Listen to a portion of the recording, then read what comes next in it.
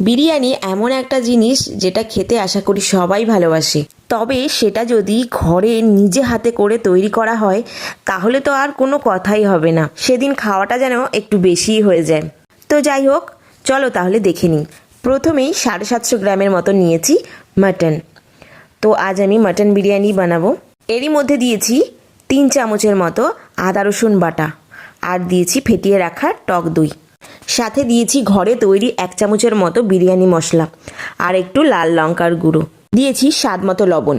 এবার সব কিছুকে একটু মাখিয়ে আধা ঘন্টার জন্য ঢাকা দিয়ে রেখে দেবো। এরই মধ্যে ভাতটা কিন্তু বানিয়ে নিচ্ছি। ভাতটা বানানোর জন্য প্রথমেই একটা ডেচকিতে পরিমাণ মতো জল দিয়ে নিয়েছি, দিয়েছি তেজপাতা, পরিমাণ মতো লবণ, একটু ঘি, আর দিচ্ছি একটু গোটা গরম মশলা। গোটা গরম মশলার মধ্যে ছিল স্টার অ্যানিস, বড় এলাচ, ছোট এলাচ, লবঙ্গ, দারচিনি, গোলমরিচ। পর যখন দেখলাম জলটা ফুটে গেছে তখন আগে থেকে ভিজিয়ে রাখা চালটা দিয়ে দিলাম। এখানে ভাতটাকে কিন্তু 70% মতো কুক করতে হবে, কারণ এরপরে তো আমি আবার দমে বসাবো। তো যাই হোক, ভাতটা হয়ে গেছে। এরপর একটা কড়াইতে পরিমাণ মতো সাদা তেল দিয়ে প্রথমে আলুগুলোকে ভেজে তুলে রাখছি। এরপর ওই একই তেলেই পেঁয়াজ ব্রেস্তাগুলো হাই ফ্লেমে লাল লাল করে ভেজে তুলে নিচ্ছি।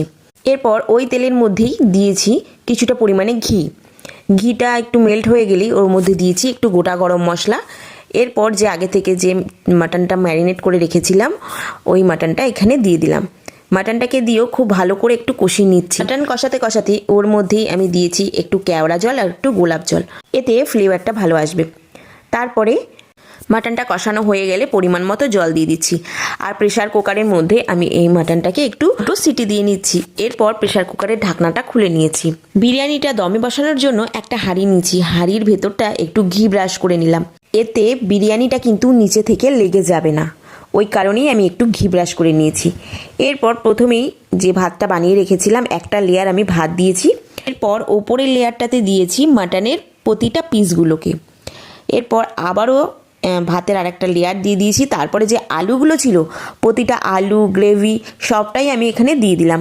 তারপর আবারও কিছুটা ভাত দিয়ে কিছুটা পরিমাণে পেঁয়াজ ব্রেস্তা ছড়িয়ে দিলাম।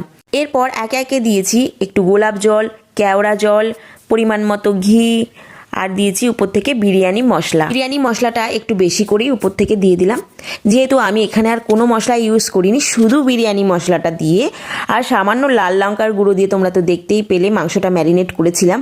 এরপর এই যে বিরিয়ানি মশলা আবার একটু দিলাম, আর কোনো রকম মশলা আমি কিন্তু এখানে দিইনি। আমরা যেহেতু মাঝে মাঝে ঘরে বানিয়ে খাই তাই বেশি রিচ করি না, কম মশলার মধ্যে চেষ্টা করি